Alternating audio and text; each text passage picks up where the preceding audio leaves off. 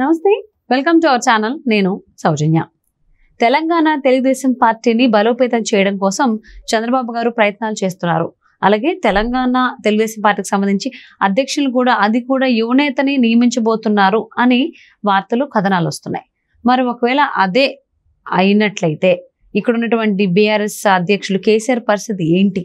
ఏమవుతోంది? ఆయనకి ఏం జరగబోయేటువంటి అవకాశాలు ఉన్నాయి? ఈ అంశానికి సంబంధించి వారి విశ్లేషణని మనతో పంచుకోవడానికి ఈరోజు మనతో పాటు ఉన్నారు senior journalist, senior political analyst CS Rao గారు ఉన్నారు. వారితో మాట్లాడదాం. నమస్తే రావు గారు. ఒక్కసారి ఆయన చంద్రబాబు గారు అమెరికా వెళ్ళి తిరిగి ఇండియాకి వచ్చిన తర్వాత అప్పటికి ఇంకా రిజల్ట్స్ కూడా రాలేదు. రాకముందే తెలంగాణ తెలుగుదేశం పార్టీని బలోపేతం చేయడం కోసం ఆయన ప్రయత్నాలు స్టార్ట్ చేశారు. ఈవెన్ కొంతమంది నేతలతో కూడా తెలంగాణకు సంబంధించినటువంటి తెలుగుదేశం పార్టీ నేతలతో ఆయన భేటీ కూడా అయ్యారని చెప్పి తెలిసింది. సో మరి తెలంగాణ అధ్యక్షులుగా ఎవరిని నియమించబోతున్నారంటే ఒక యువనేతని నియమించబోతున్నారని టాక్ వినిపిస్తోంది. ఒకవేళ అదే జరిగితే బీఆర్ఎస్ అధ్యక్షులు కేసీఆర్ పరిస్థితి ఏంటి? ఏం జరగబోతోంది? ఆయనకి ఏం జరిగేటువంటి అవకాశం ఉంది అనుకుంటున్నారు? ఒకటి ఏంటంటే, తెలుగుదేశం పార్టీ తెలంగాణలో బలపడితే ఇమీడియట్ గా నష్టపోయే పార్టీ ఏంటంటే బీఆర్ఎస్ పార్టీ. కారణం ఏంటి అని అంటే, బీఆర్ఎస్ పార్టీలో కేసీఆర్తో సహా అందరూ తెలుగుదేశం పార్టీ వాళ్ళే ఉన్నటువంటి వాళ్ళు. అంటే అది పిల్ల తెలుగుదేశమా? అంతే, పిల్ల తెలుగుదేశం. అంటే వైఎస్ఆర్ కాంగ్రెస్ పార్టీని పిల్ల కాంగ్రెస్ అన్నప్పుడు ఇక్కడ నుంచే తెలుగుదేశం పార్టీ నుంచి బీఆర్ఎస్ వాళ్ళు వచ్చారు కాబట్టి టీఆర్ఎస్ వాళ్ళు అప్పట్లో పిల్ల తెలుగుదేశం. అందుకే నేను చెప్తాను, కేసీఆర్ తో సహా అందరూ తెలుగుదేశం పార్టీ నుంచి వెళ్ళినటువంటి వాళ్ళే. ఓటర్లు కూడా తెలుగుదేశం పార్టీకి సంబంధించిన ఓటర్లే, క్యాడర్ కూడా తెలుగుదేశం పార్టీకి సంబంధించినటువంటి క్యాడరే. ఆ రోజున తెలుగుదేశం పార్టీ రాష్ట్ర విభజనకు అనుకూలంగా లెటర్ ఇవ్వబట్టే తెలంగాణ వచ్చింది. తెలుగుదేశం పార్టీ లెటర్ ఇవ్వకపోతే ప్రణబ్ ముఖర్జీ కమిటీకి తెలంగాణ అంత ఈజీగా వచ్చేది కాదు. అయినప్పటికీ కాంగ్రెస్ పార్టీని ఎలా హైజాక్ చేసి అధికారంలోకి వచ్చాడో కేసీఆర్, తెలుగుదేశం పార్టీని కూడా అలానే హైజాక్ చేసి అది ఆంధ్ర అనేటువంటి ఒక ముద్ర వేసేసి కేసీఆర్ అధికారంలోకి వచ్చారు. అది కూడా ఎలా, మ్యాజిక్ ఫిగర్కి దగ్గరగా, మ్యాజిక్ ఫిగర్ 59 అయితే 63 వచ్చినాయి ఆయనకి. అదేం పెద్ద మెజారిటీ కాదు 2014లో. ఆ తర్వాత తెలుగుదేశం పార్టీని చంపేశాడు. ఆ తర్వాత 2018లో అధికారంలోకి వచ్చిన తర్వాత కాంగ్రెస్ పార్టీని చంపేశాడు. చంపేయాలని ప్రయత్నం చేశాడు, కానీ అది సక్సెస్ కాలేదనుకోండి. బట్ తెలుగుదేశం పార్టీని ఆంధ్ర ముద్ర అనేటువంటి ఒకటి వేసేసి చంపేశారు. ఇప్పుడు కనుక ఆంధ్ర ముద్ర, ఆంధ్ర అని చెప్తే నష్టపోతాడు ఆయన. ఇప్పుడు మొన్న అదే జరిగింది. చంద్రబాబు నాయుడిని అరెస్ట్ చేసినప్పుడు వాళ్ళు కనుక కాముగా నడితే కేటీఆర్ వాళ్ళు ఏ విధంగా అయితే ట్వీట్ చేశారో, మంచి సినిమా చూపించావు బ్రో అంటూ జగన్మోహన్ రెడ్డిని ఎంకరేజ్ చేశారు. అక్కడ జగన్మోహన్ రెడ్డిని ఎంకరేజ్ చేయగానే ఇక్కడ వీళ్ళు గ్రాఫ్ పడిపోయింది. అంటే సెంటిమెంట్ని రాజేయటం, లేదంటే ఆంధ్ర ముద్ర వేయటం కుదరదు. ఆల్రెడీ 10 సంవత్సరాలు అయిపోయింది రాష్ట్రం వచ్చేసి. భారతదేశంలో అన్ని రాష్ట్రాల్లో ఇది ఒక రాష్ట్రం కాబట్టి ఏ రాష్ట్రంలోనే ఎవరైనా ఏ రాజకీయ పార్టీని పెట్టుకోవచ్చు, ఏ రాజకీయ పార్టీని అయినా నడుపుకోవచ్చు. ప్రజలు అంతిమంగా ఆదరిస్తే ఉంటారు, లేదంటే ఇంట్లో కూర్చుంటారు. ఇది అంతే కదా. సో ఇప్పుడు తెలుగుదేశం పార్టీ ఆల్రెడీ తెలంగాణలో ఉంది. తెలంగాణ తెలుగుదేశం పార్టీ యొక్క మనుగడ లేకుండా చేసిందే కేసీఆర్. దాంతో కేసీఆర్ మనుగడే ప్రశ్నార్థమైంది. ఇప్పుడు తెలుగుదేశం పార్టీ బలంగా ఉంటే కేసీఆర్ పరిస్థితి ఇలా ఉండేది కాదు వాస్తవంగా. ఎందుకంటే ఓట్ బ్యాంక్ చీలిపోయిండేది ఉండేది కాదు. కానీ ఇవాళకి కూడా తెలుగుదేశం పార్టీకి బీసీ ఓట్ బ్యాంకు పదిలంగా ఉంది తెలంగాణలో ప్రత్యేకించి ఆంధ్ర కంటే కూడా బలంగా ఉన్న పార్టీ ఏదైనా ఉందంటే తెలుగుదేశం పార్టీ.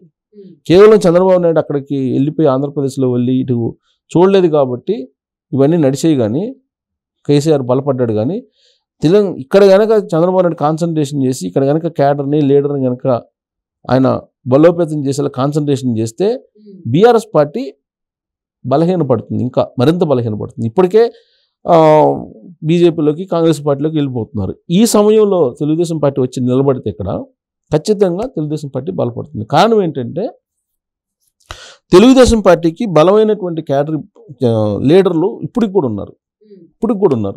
నాకు తెలిసినంత వరకు మండవ వెంకటేశ్వరరావు వీళ్ళంతా కూడా ఏ రాజకీయ పార్టీకి వెళ్లకుండా దూరంగా ఉన్నారు తెలుగుదేశం పార్టీ బలహీనపడిన తర్వాత. ఇప్పుడు తెలుగుదేశం పార్టీ వన్స్ బలోపేతం చేస్తున్నాము, మేము మళ్ళీ ఎలక్షన్లోకి రాబోతున్నామని తెలియగానే డెఫినెట్గా చాలామంది వచ్చే అవకాశం ఉంది. అయితే ఈసారి ఒక వినూత్నమైనటువంటి ఫార్ములా తోటి చంద్రబాబు నాయుడు రాబోతున్నారు. 82లో ఎన్టీ రామారావు పార్టీ పెట్టినప్పుడు ఉమ్మడి ఆంధ్రప్రదేశ్లో ఏ విధమైనటువంటి ఫార్ములాని ఇంప్లిమెంట్ చేసి సక్సెస్ అయ్యారో సేమ్ అదే తరహాలో చంద్రబాబు నాయుడు ఈసారి తెలంగాణలో ఆ ఫార్ములాను ఉపయోగించి సక్సెస్ కావాలనేటువంటి ఒక ప్రయత్నం చేస్తున్నారు. దాంట్లో భాగంగానే ఆంధ్రప్రదేశ్లో ఎన్నికలు అయిపోయిన తర్వాత ఆయన అమెరికా వెళ్ళి ఒక ఆలోచన చేసి వచ్చి ఇమీడియట్గా ఒక మీటింగ్ పెట్టి ఒక సంకేతం ఇచ్చారు. ఏమిచ్చారు? తెలంగాణలోకి మేము ఎంటర్ కాబోతున్నాం, తెలంగాణలో ఎంటర్ కాదు తిరిగి మళ్ళీ పూర్వవైభవం కోసం మేము ప్రయత్నం చేయబోతున్నాము, దానికి సంబంధించి మనం పనిచేద్దాము అని చెప్పి ఆయన ఒక సంకేతాలు ఇచ్చారు. ఆ రోజు నుంచి టీఆర్ఎస్ పార్టీకి బీఆర్ఎస్ పార్టీ లీడరు కేసీఆర్కి దడ మొదలైంది, కేటీఆర్కి దడ మొదలైంది ఆ టీంలో. కారణం ఏంటంటే ఇప్పుడు బీజేపీ తెలుగుదేశం పార్టీ పొత్తులో ఉన్నాయి. దేశంలో దేశ రాజకీయాల్ని శాసించేటువంటి స్థితిలో ఇప్పుడు చంద్రబాబు నాయుడు ఉన్నాడు. కాబట్టి ఇక్కడ తెలుగుదేశం పార్టీని బలోపేతం చేసుకునే ప్రయత్నాల్లో ఉంటే కేసీఆర్ ఏమీ చేయలేడు. పైగా కేసీఆరే చంద్రబాబు నాయుడు దగ్గరికి వచ్చి బతిలాడుకునే పరిస్థితి. కాబట్టి ఇప్పుడు తెలుగుదేశం పార్టీని 82 ఫార్ములా ఏదైతే ఉందో ఎన్టీ రామారావు అమలు చేస్తుందో అదే ఫార్ములా. ఏంటి ఆ ఫార్ములా అంటే యూత్ ఎడ్యుకేటెడ్ అందరిని సెలెక్ట్ చేసి వాళ్ళని తీసుకురావాలి అనేటువంటి పని, మొత్తం ఫ్రెష్ టీంని దించాలి తెలంగాణలో అనేటువంటి ఒక ఆలోచన చేస్తూ ఉన్నారు. దాంట్లో భాగంగా ఇప్పుడు తెలుగుదేశం పార్టీలో ఉన్నటువంటి యంగ్స్టర్స్ ఎవరైతే ఉన్నారో వాళ్ళకి తెలుగుదేశం పార్టీ పగ్గాలు అప్పచెప్పాలి, దూకుడుగా ప్రజల్లోకి తీసుకెళ్లేలా. ఏ విధంగా అయితే రేవంత్ రెడ్డి దూకుడుగా వెళ్ళి కాంగ్రెస్ పార్టీని అధికారంలోకి తీసుకురాగలిగారో అంతే దూకుడుగా వెళ్ళేటువంటి లీడర్ని ఎంపిక చేయబోతున్నాడు చంద్రబాబు నాయుడు అని తెలుస్తుంది. ఇందుకు ఎవరు ఆ లీడర్లు అనేటువంటి ప్రశ్న వేసుకుంటే ఫస్ట్ కనిపిస్తుంది ఏంటంటే టీవీపీ నుంచి, తెలుగు విద్యార్థి పరిషత్ నుంచి ఎదిగి అంచెలంచెలుగా వచ్చినటువంటి నర్సిరెడ్డి పేరు వినిపిస్తుంది. కాదు తెలంగాణలో బీసీల పార్టీ కాబట్టి తెలుగుదేశం పార్టీ బీసీ నాయకుడిని, బీసీ యంగ్స్టర్ని ఎంపిక చేయాలి అనేటువంటిది ఒక కాన్సెప్ట్ వినిపిస్తుంది. కాబట్టి బీసీలకు సంబంధించినటువంటి యంగ్స్టర్ ఎవరున్నారు అనే దాని మీద అన్వేషణ జరుగుతుంది. సో వాళ్ళల్లో ఒక తురుపు ముక్కను తీసుకొచ్చి ఖచ్చితంగా ప్రయోగిస్తాడు చంద్రబాబు నాయుడు. ఇప్పటికే టీఆర్ఎస్ పార్టీలోకి వెళ్ళినటువంటి తెలుగుదేశం పార్టీ పూర్వపు లీడర్లు ఉన్నారు. వాళ్ళల్లో ఇప్పుడు బీఆర్ఎస్ పార్టీ యూత్ వింగ్లో ఉన్నారు, తెలుగుదేశం పార్టీ నుంచి పనిచేసినటువంటి వెళ్ళినాడు వాళ్ళని తీసుకునేటువంటి అవకాశం ఉంది. కేజ్రీవాల్ ఏ విధంగా అయితే ఎంపిక చేసి సక్సెస్ అయ్యారు, ఎన్టీ రామారావు ఏ విధంగా అయితే 82లో సక్సెస్ అయ్యారు, ఆ తరహాలో ఈసారి తెలుగుదేశం పార్టీ తెలంగాణలో బలపడబోతుంది. దానికి గ్రేటర్ హైదరాబాద్ వేదిక కాబోతుంది. గ్రేటర్ హైదరాబాద్ ఎన్నికలు సమీప భవిష్యత్తులోనే ఉన్నాయి.